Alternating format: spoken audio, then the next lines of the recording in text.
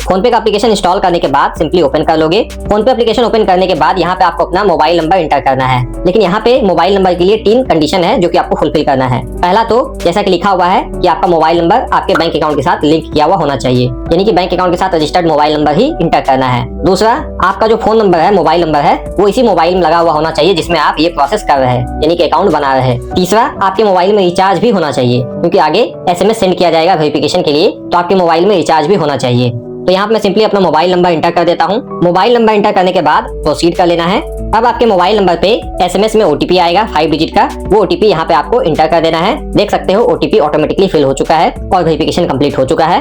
अब यहाँ पे फोन पे आपसे लोकेशन का परमिशन मांगता है, आप चाहो तो अलाउ कर सकते हो। अगेन आपसे make and manage phone calls का परमिशन मांगता है, आप इसे भी अलाउ कर सकते हो।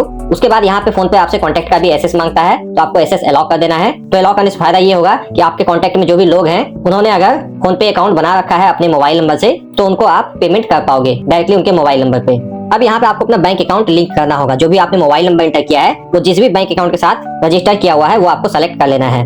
यहाँ पे आप बैंक का नाम भी सर्च कर सकते हो और पॉपुलर बैंक्स यहाँ पे आपको ऊपर में ही दिखाई दे देते हैं। बाकी आप नीचे स्क्रॉल करके लिस्ट में से भी अपने बैंक को सेलेक्ट कर सकते हो। यहाँ पे मेरा HDFC में बैंक अकाउंट है, सिंपली मैं इसको सेलेक्ट कर लेता हूँ। आपका अकाउंट SBI में हो सकता है, ICICI में हो सकता है, या फिर जिस भी बैंक में आपको सेलेक्ट कर लेना है। यहाँ पे बैंक अकाउंट लिंक हो चुका है। तो सबसे पहले यहाँ पे आपने फोन पे ऐप में बैंक अकाउंट ऐड कर लिया है। ये है वो आपका बैंक डिटेल यहाँ पे देखने को मिल जाता है। और ये जो बैंक डिटेल फेच किया गया है वो आपके मोबाइल नंबर के माध्यम से फेच किया गया है। तो बैंक अकाउंट ऐड होने के बाद अब आप इसमें पेमेंट रिसीव कर सकते हो। पेमेंट रिसीव करने के लिए आप अपना UPI अकाउंट का QR कोड किसी को शेयर कर सकते हो, या फिर आप अपना UPI ID बता सकते हो, मोबाइल नंबर बता सकते हो और उसके माध्यम से पेमेंट रिसीव कर सकते हो।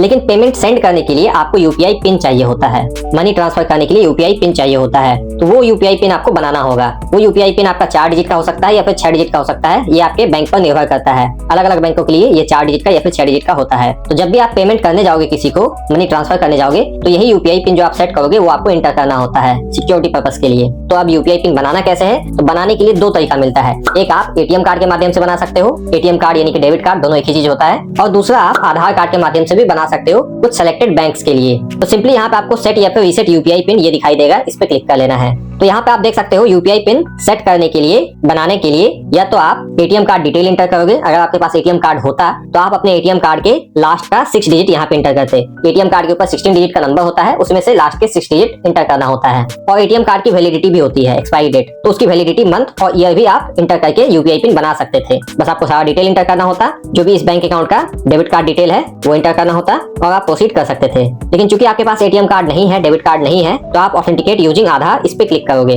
अब यहाँ पे आपको एक्सेप्ट एंड प्रोसीड इस पे क्लिक करना है। अब फोन पे को आधार कार्ड से कनेक्ट किया जा रहा है। यहाँ पे आप अपने आधार कार्ड के स्टार्टिंग का 6 डिजिट इंटर करोगे, यानी कि आधार कार्ड नंबर 12 डिजिट का होता है, स्टार्टिंग का 6 इंटर करना है और यहाँ से प्रोसीड कर लेना है। आपसे SMS सेंड करने का, व्यू करने का परमिशन मांगा जाता है, अलाउ कर देना है। और अब आप देख सकते हो आपके मोबाइल नंबर पे OTP आता है, वो OTP यहाँ पे आपको इंटर कर देना है। OTP इंटर करने के बाद आप इस पे सेलेक्ट कर लोगे और यहाँ पे अब आप देख सकते हो आपको 4 डिजिट का UPI पिन सेट करने के लिए कहा जाता है। ये UPI पिन 6 डिजिट का भी हो सकता है, ये बैंक पर निर्भर करता है। HDFC बैंक के केस में आप 4 डिजिट का बनाते हो, SBI में अकाउंट है तो आप 6 डिजिट का बनाते हो, और अदर बैंकों के लिए 4 या फिर 6 डिजिट का होगा। UPI पिन सेट करने के बाद आपको इस पे सेलेक्ट करना है और अगेन आपको सेम UPI पिन वापस से री इंटर करके कंफर्म कर लेना है। इस तरीके से आपका बैंक अकाउंट भी फोन पे में ऐड हो चुका है और UPI पिन भी आपने सेट कर लिया है।